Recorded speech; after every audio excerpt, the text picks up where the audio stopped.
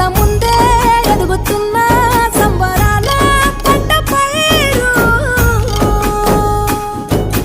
వంద గడపల మందన పల్లె గోడ గట్టని గూడు నా పల్లె చెరువుల తుల్లటి జల్ల షాపోలే